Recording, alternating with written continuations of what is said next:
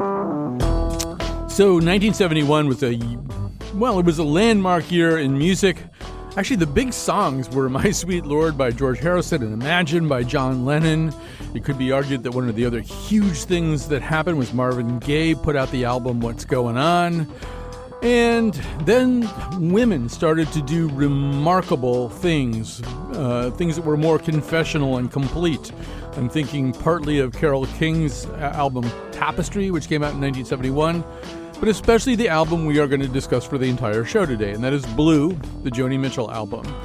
It was immediately an influence in the jazz world, as I will explain at some point, and our guests will tell you all the other ways that it was an influence. Join us after this news.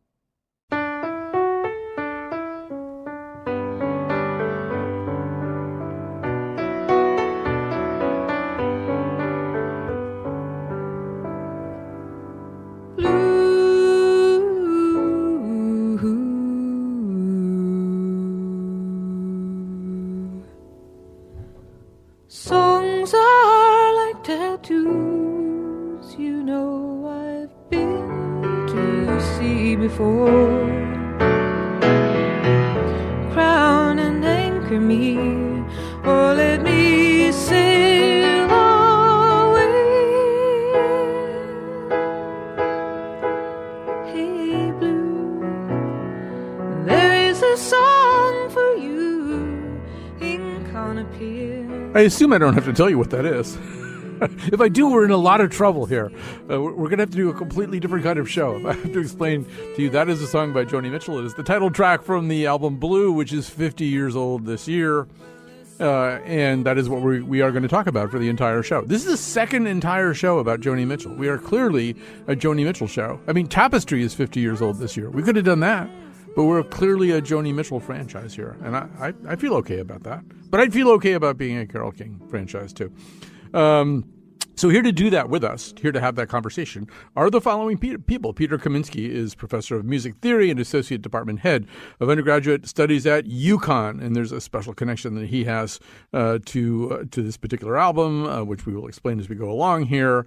Steve Metcalf, of course we wouldn't do this without Steve Metcalf, journalist, music critic, pianist, composer, currently director emeritus of President's College at the University of Hartford, and Carol Ann Solabello, singer, songwriter, and founding member of the American trio Red Molly. She tours with the folk quartet No Fuss and Feathers, and she's a proud member of the Jack Hardy Songwriters Exchange. She also has a very special relationship with this material, which we will also explain. But Carol Ann, if it's okay, I'd like to just begin with you.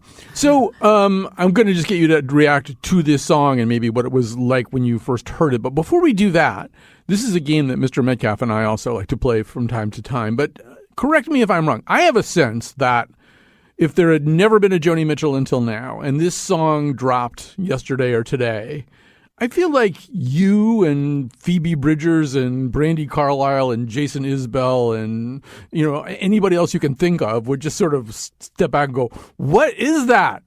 That's amazing. I mean, yeah. I feel like this doesn't sound like a product of 50 years ago. It just sounds like if it came out today, people would be going, wow, that's very fresh and interesting. Oh, absolutely. I mean, I heard it 20 years after it was released, and it sounded new and fresh and exciting and stunning to me. Absolutely stunning. I heard this as a college student, you could have knocked me over with a feather when I heard this record for the first time in its entirety, and that song in particular, because it's, my relationship with it deepened as I grew older, but just completely enigmatic and completely out of time. You can't place it. Right. Can you say a little bit? I mean, we're going to hear you sing that song in a little while, which is a very brave thing for anybody to do. Crazy. But just say a little bit more. You're hearing it for the first time. I don't know. What else are you noticing about it? That song in particular, it seemed naked to me. Mm-hmm. It seemed absolutely naked and yet completely enigmatic. It's like, what are you talking about? Songs are like tattoos. Okay, I think I can relate to that. And who is Blue? Is Blue a person? Is Blue a feeling? Is Blue a state of mind? It just it seemed to touch on something even beyond the words. Yeah, There's something about the music that touches deeply. I think the answer to all those questions is yes, but I'm not the big expert here. You guys are. So Peter Kaminsky, she said something about Joni Mitchell sounding kind of emotionally naked on this. This is something that Joni Mitchell can and confirm and has confirmed, right? That she was feeling very defenseless at the time she wrote this. Yeah, Malcolm Aram, in her book, which is a book of interviews with Joni Mitchell that took place over like 3 decades, Joni Mitchell in that book told her about a dream that she had when she was working on Blue. And it's something like she was viewing a bunch of obese women playing tubas on a stage. And she was sitting in the audience, but it wasn't her. It was a plastic bag filled with her organs, her guts, just kind of spilled out sitting there. And I actually had an email from Malka saying just like how Joni was feeling. I mean, that's just such a riveting description of the kind of, nakedness and defensiveness that she was in. But, it's funny because I think that kind of delving really deeply into artists' emotional and psychological states at the time that they write something, that can be a little bit of a dangerous game because in a sense, and maybe you guys will disagree with me, but I feel like it calls more attention to the circumstances, like the source circumstances leading to the music that was created rather than the music itself. Yeah. So I think it's really easy with Blue to get hung up on, she broke up with Graham Nash and she was having an affair during this with James Taylor and all of that stuff. And kind of not focusing enough on, why is this such a landmark album? Right. What is making it? First of all, Peter, I do want to say, I have that dream every night. I thought I was the only person who had it, except that one of the obese women is playing a tenor recorder, but other than that, it's identical to what you described. But I think I was at that concert. yeah, I feel so much less alone now. But all right, so Steve Metcalf, I'm going to ask you the same question, and you're going to answer it probably any way you want to. Although maybe I can bring up right at this point one thing that I'm sort of sensing here when I listen to it now, which is this is sort of a breakthrough landmark statement kind of album. But I feel, Steve, like it's also a little bit of a liminal album where this is the last album that has songs in it that would connect her plausibly to the folk scene, and a lot of songs that don't at all do that.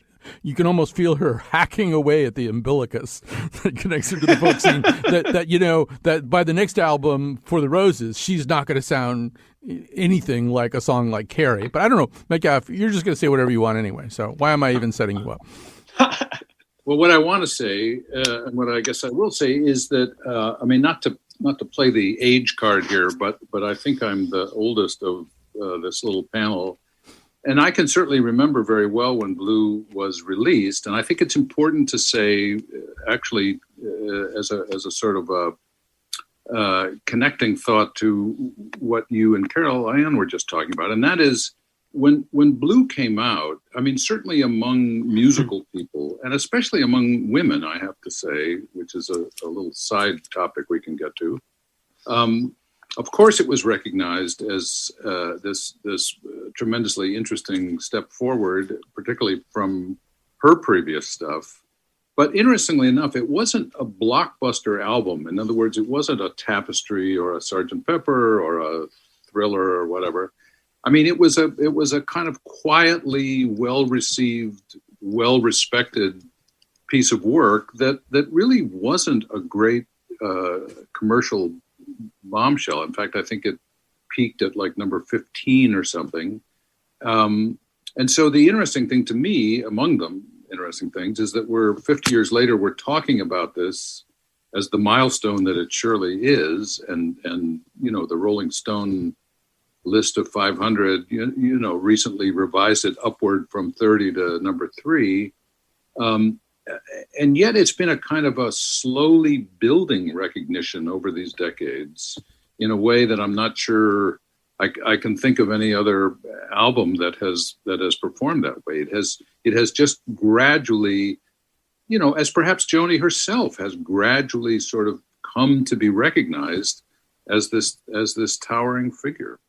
We're going to play another song from the album, a little clip of it anyway. This is Little Green.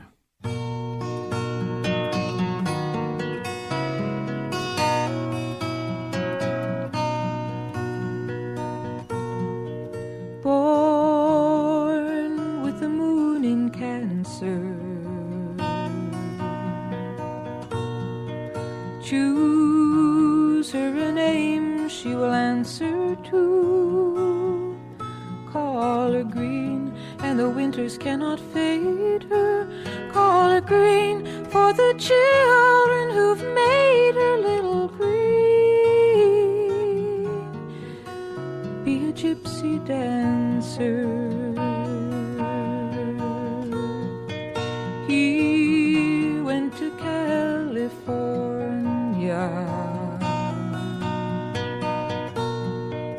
hearing that everything's warmer there. So you write him a letter and say, her eyes are blue. He sends you a poem and she's lost to you. Little green, he's a non-conformer, just a little green, like the color when the spring is born. So, Carol Ann, so many things I want to ask you about this, but I mean, can we agree that this is probably a song that could have appeared on one of the 3 previous albums? I mean, it does sound a little bit like what she had sounded like so far. Yes, absolutely. It fits into, at least, sonically fits into that folk milieu, But as far as the subject matter goes, I think it was an enormous leap. Tell us about the subject matter. The subject matter is, for those, I mean, a lot of listeners probably already know this, but she was writing about a child that she gave up for adoption. I had and it would just, to me, this is also a part of the nakedness of this record. It's like, although I don't want to get, into, as Peter said earlier, it's probably less important to talk about the place that the artist was in when they wrote the songs than the effect they have on other people. But I think women in particular hearing this song, and even if they didn't know the particulars, you can kind of piece it together. And it is a story, whether or not it was personal or not. I think a lot of women would, relate to this, the giving up of something, the losing of a lover, and the reaching out to the lover, and grappling with the problems of possibly raising a child alone, realizing that you're not up to the task, and doing the hardest thing there is to do to release little green into the world, alone with, to someone else's care. This one digs deep, and it digs deep for me as a grown-up now, as a parent, so. Yeah. Well, while I've got you, I wanted to ask about another aspect of this, which is that there, and I know that this is kind of dear to your heart too, that there's a way in which, maybe back to Steve's point too, this was, one of the products of its time that really was, I think, intended to be an album that would really hang together. It wasn't, a couple of singles and some other stuff. It was really, I think, her idea of a statement up to and including.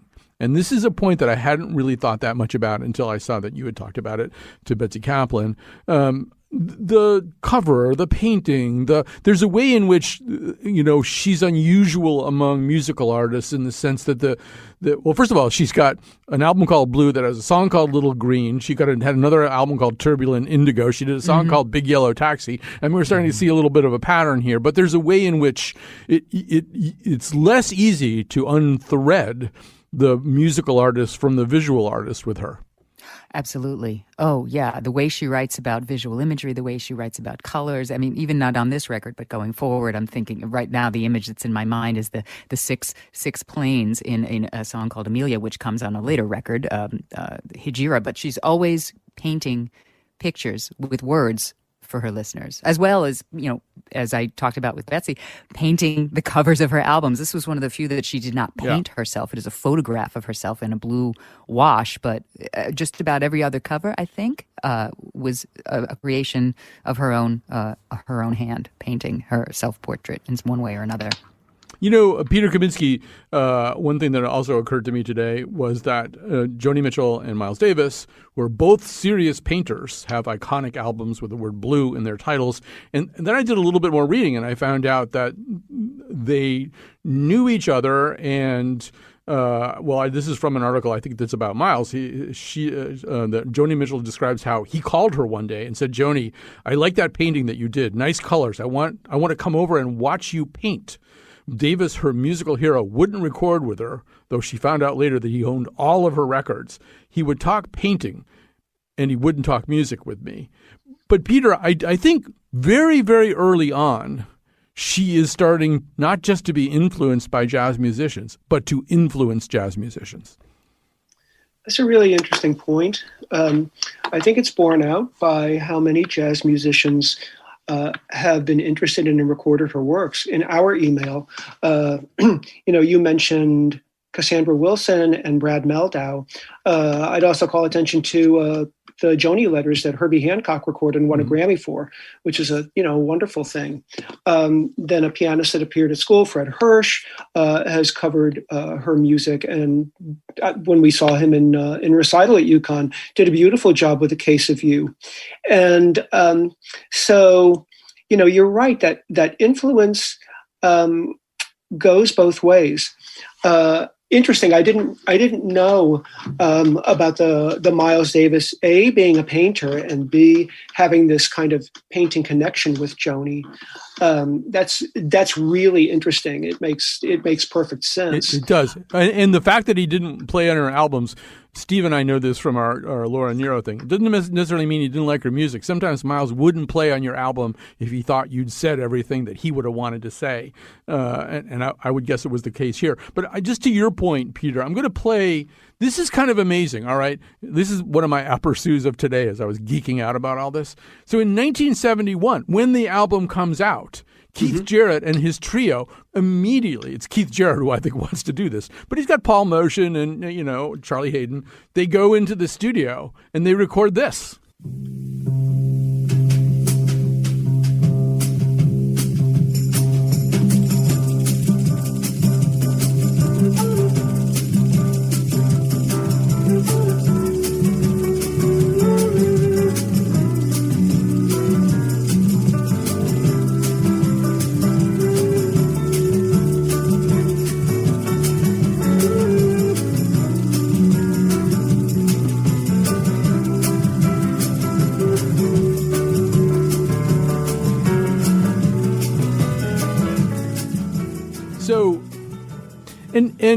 And this is the album comes out. Keith Jarrett listens to it for a few weeks and goes, "Well, I got to play this song." That's all I want for people who are having trouble placing it. And Steve Metcalf, after I geeked out on Blue all day, I started listening to For the Roses, which is the album that comes next. And I feel like on For the Roses, you can hear everything that's coming. You can hear Hejira and Hissing of Summer Lawns and stuff like that. And there is a point right around then where Joni Mitchell, it really doesn't make any sense anymore to try to figure out who she's listening to and who she might have influenced. I mean, it became clear to me that Jarrett, right up to Colm, is playing piano kind of a little bit the way he hears Joni Mitchell play it on For the Roses. It really becomes the case that this, or you may disagree, but I doubt it, that this is such a purely original artist, Joni Mitchell, that it's a waste of time thinking whether she was listening to Fauré and Ravel or something. She just might decide to sound a certain way on her own. I think that's right, Colin. One of my little aperçus, if it counts, in just listening nonstop over the last few days, is really that I think, as your little clip illustrates, that the jazz world was really the first, the first sort of piece of the profession to fully recognize the immensity of this talent. And jazz people, as a general rule, I think it is more of a meritocracy in some ways, and they're not as interested in whether you've had any top 10 hits and that sort of thing. In fact, quite the opposite. Right. So I think even though, the conventional wisdom used to be, well, it wasn't until Joni got together with the LA Express guys or with Jaco Pastorius that the jazz influence really was felt. I think it actually was. It does go back to Blue, and it certainly goes back to For the Roses. And I think the jazz world helped usher her into the full sunlight of the appreciation by the wider culture, so that she's not just this, clear-voiced kind of Canadian folk singer. She is a monumental talent. So we are going, and it is. I mean, I had a moment today where I thought she was really influenced by Keith Jarrett, and then I realized, Keith Jarrett is really influenced by her, right down to the piano playing. All right, so another aperçu I had today that's maybe a little bit risky to say, but I actually think the people who Carol Ann is going to talk about what it's like to cover a Joni Mitchell song right on the other side of this break. But among the people who seem to be able to very successfully cover these very difficult songs are often black artists. I'm thinking of at the 75th birthday concert, Seal's unbelievable rendition of Both Sides Now, and Shaka Khan kind of nailing Help Me. But nobody ever covered Joni Mitchell like this guy. Here's Prince doing his famous version of A Case of You. I'm a lonely painter. I live in a box of paints. I used to be frightened by the devil and drawn to those ones that weren't afraid. Remember you told me love was touching souls. Sure, you touch mine. Part of you pours out of me from time to time. These lines, in my bloodline, holy wine. You're so bitter, so sweet. Oh, I could dream.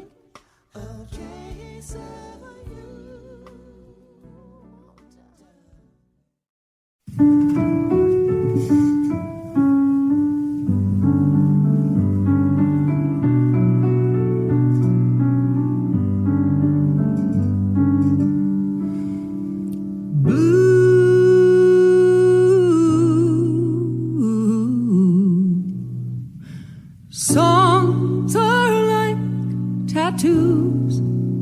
You know I've been to sea before. Crown and anchor me, or let me sail away.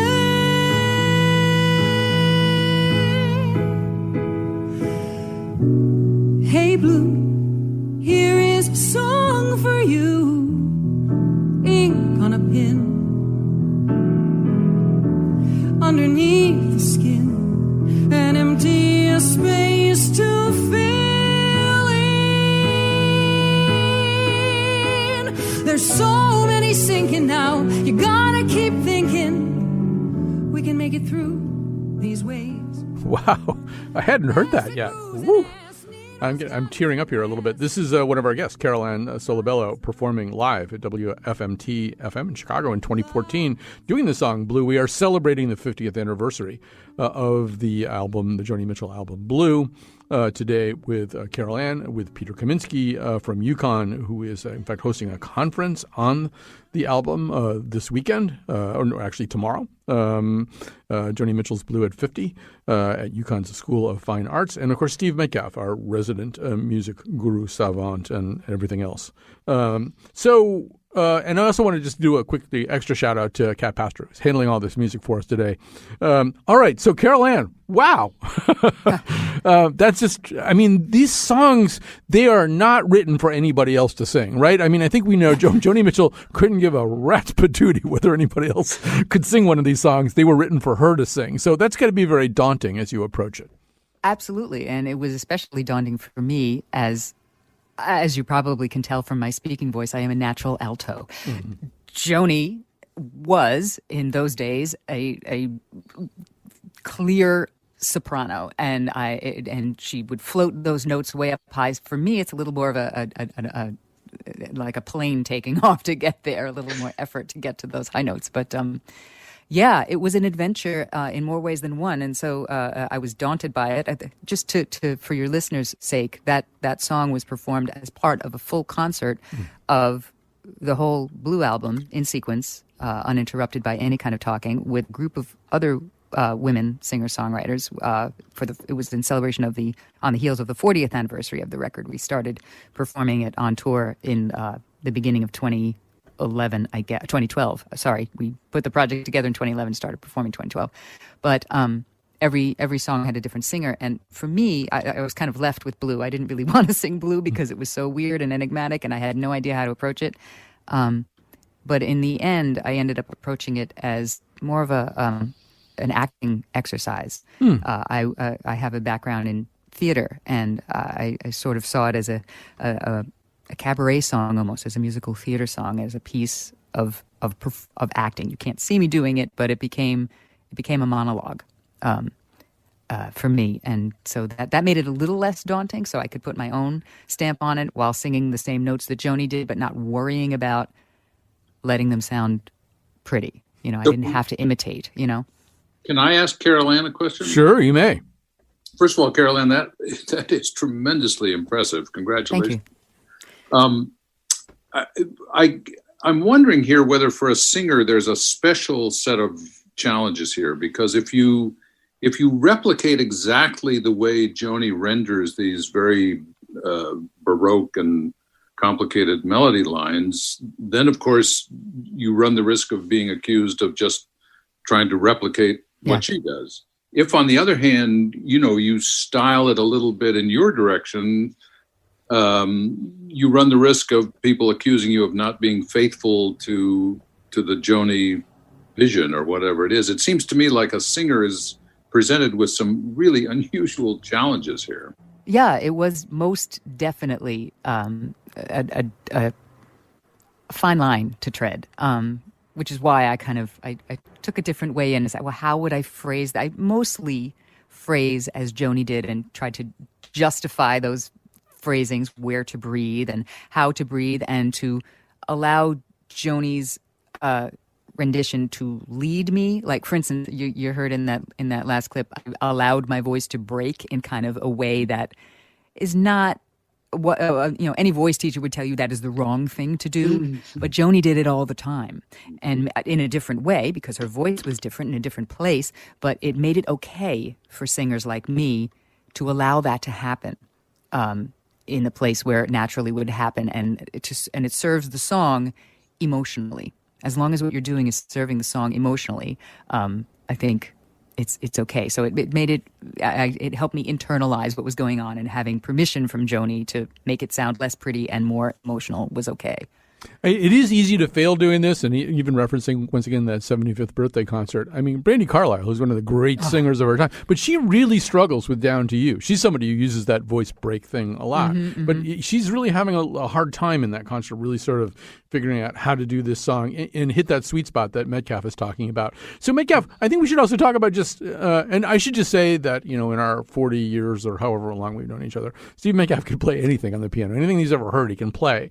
But if we're standing around the piano doing some songs or something, we don't do a lot of Joni Mitchell songs, and I think there's a reason for that. And before we get into that reason, let's hear a little bit of My Old Man, because I think it kind of makes that point.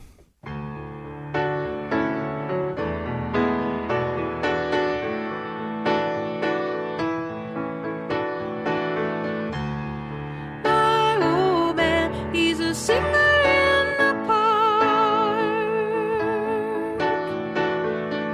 He's a walker in the rain. He's a dancer in the dark. We don't need no piece of paper from the city.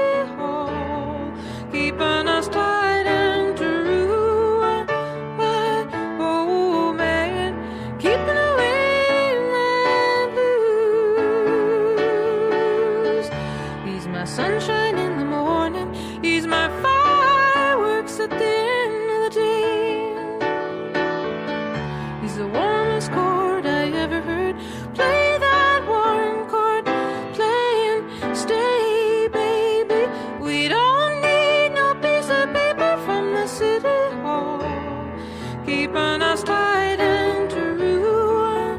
My old man, keeping away my blues. But when he's gone, me and them lonesome blues collide. The bed's too big, the frying pan's too wide.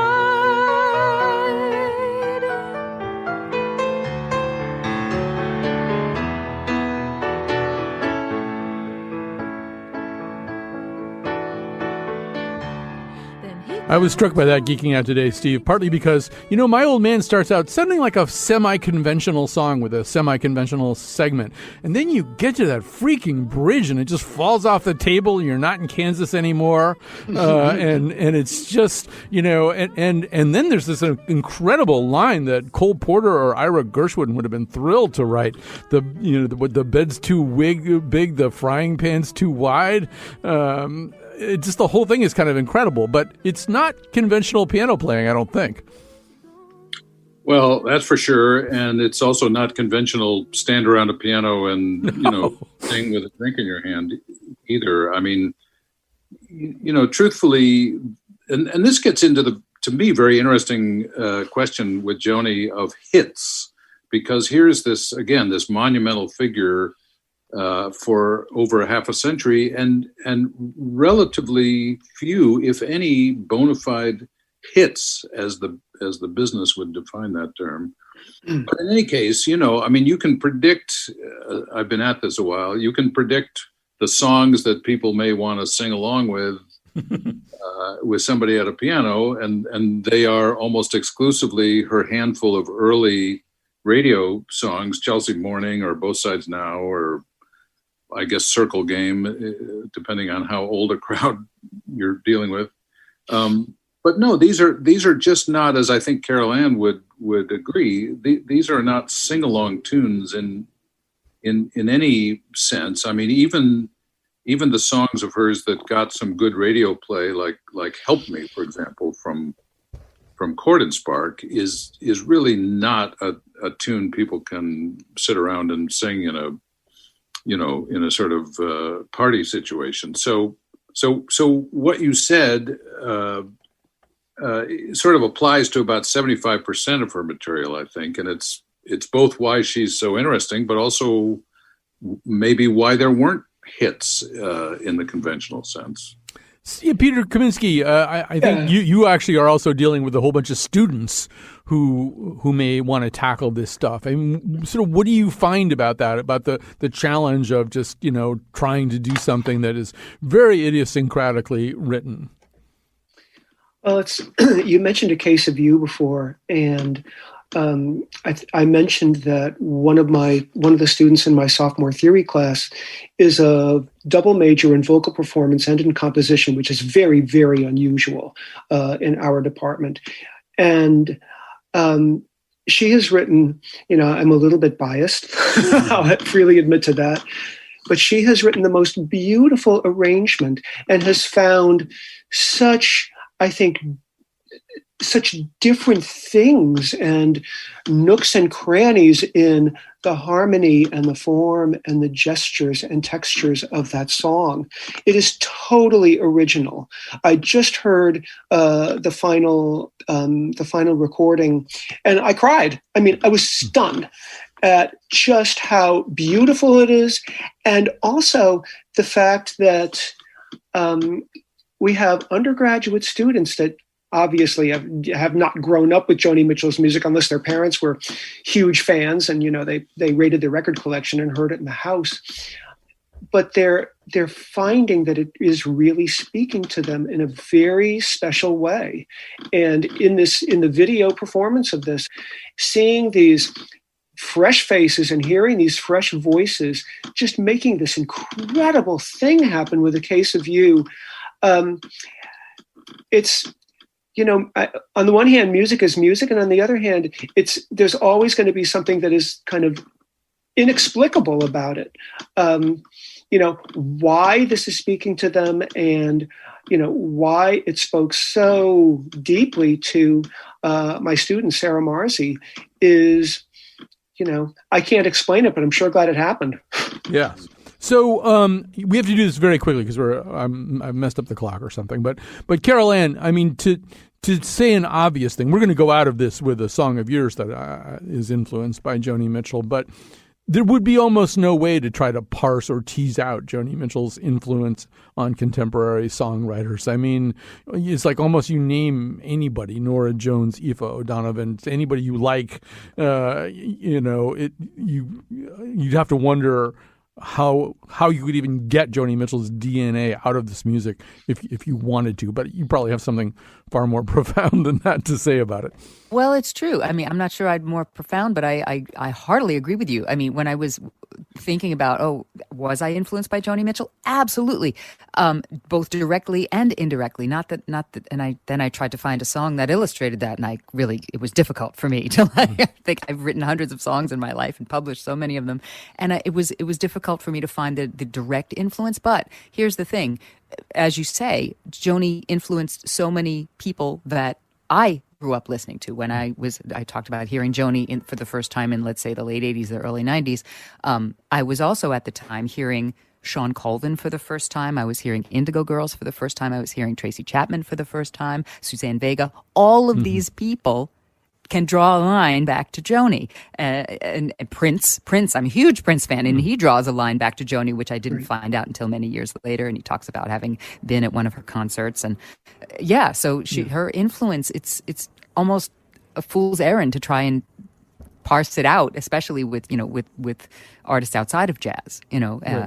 It's easier when they do something like the Joni letters, you can trace it right back there, but it's tentacles, they reach everywhere. So, by the way, Prince not only does that incredible cover, he actually mentions "Help Me" in one of his lyrics. There's something about Joni Mitchell, "Help Me" is on the radio. All right, so we're going to go out of this segment with Right Here, Carol Ann's song, which is from the 2018 Carol Ann Solabella album, Shiver. Here we go, Right Here. I'm right here at the corner table with my coffee, waiting to be thunderstruck, or maybe just amused, searching for some words that hang together, or a tune that's worth remembering, scratching down to use. I'm right here, just behind the ficus near the window, hiding from the world, or maybe wishing to be seen, smiling for the boy who fills the sugar and the cream as I disappear behind. I've looked at clouds from both sides now, from up and down, and still somehow it's cloud illusions I recall. I really don't know clouds.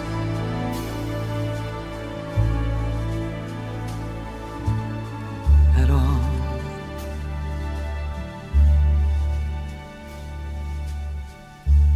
Moons and Junes and Ferris wheels, the dizzy dancing way that you feel as every fairy tale comes real. I've looked at love that way, but now it's just another show, and you leave them laughing when you go. Oh, Alan Rickman, how could you do that to Emma Thompson? Your whole marriage is wrecked now. See, that's now my association with that particular recording of that song. That, of course, is Joni Mitchell in later years, conducted and arranged by the great Vince Mendoza, a Connecticut boy, Sister Santa used to be a friend of mine. I haven't seen her in a while, but so she ran against Blumenthal for Attorney General in 2000. So before we get into the conversation about this, I want to thank once again Kat Pastor, technical producer, and of course Betsy Kaplan produced this episode with these terrific guests: Peter Kaminsky from UConn, Steve Metcalf, who is our resident musical guru, and Carol Ann Solabello, singer-songwriter, founding member of the American trio Red Molly, and tours with the folk quartet No Fuss and Feathers. All right, so Steve, we should say something about this. Joni Mitchell kind of famously started smoking at the age of 9 and really kept at it. And this is possibly one of the reasons that, Carol Ann was worried a little while ago about staying up with Joni's range. Well, Joni's come down not only to where Carol Ann might be, but to a considerably lower tone than that as well. And it's a little jarring the first time you hear that. Well, it sure is. And I just want to say, even all these years later, I can't listen to that re-recording version without choking up a little bit. It's just overwhelming. We've been talking about Joni, and I don't think the word courage has come up yet, but I'd like to toss it in here because I think courage really of various kinds is a sort of hallmark of this woman's life and career. I mean, certainly in terms of the self-revealingness and the confessional nature of her lyrics, but also, as we've been talking about, the fact that at every step of the way, she had the courage to leave behind whatever the sound world of the previous album had been and explore a whole different one. And in many cases, this upset her fans and made people say, well, she's reached the end of the road. And I think it's a 2000 album, the Vince Mendoza album that we just heard the clip from was another kind of act of courage. I mean, here was this woman who, as you point out, has this now cigarette ravaged voice, where once upon a time it was this sweet and soprano, and yet she puts it out there for us without self-consciousness, and of course it just tore everybody up, and I think remains one of the great statements of her musical career. But it's courageous. I mean, it's at every turn she's been courageous, and she has just not followed the easy comfort zone path of a pop star. Can I speak to? Yeah, go ahead. Yeah, Peter. Can I speak to one other aspect of that courage? It's a really important and really great point, I think, that you make, Steve. And we know that she suffered polio at 9 years old, and it took her well over a year to recover. And one of the things that came out of that for her was it weakened her left hand. And so the fact that she went on to become one of the most we talked about her piano playing, but she went on to become one of the most influential guitarists and innovative guitarists, in part because she freely admits that she didn't have the strength or agility in her left hand to become, say, a jazz guitarist or be able to play those shapes very fluently. So being the painter and just being so sensitive to color that she began experimenting with tunings.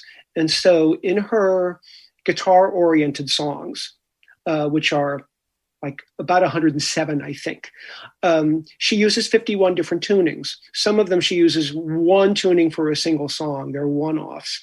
And this it's one of the aspects of her sound that is particularly interesting to me as a researcher, that in her interview, she talks about like sitting out in a field and tuning to the weather and the sun and the wind blowing and the birds singing.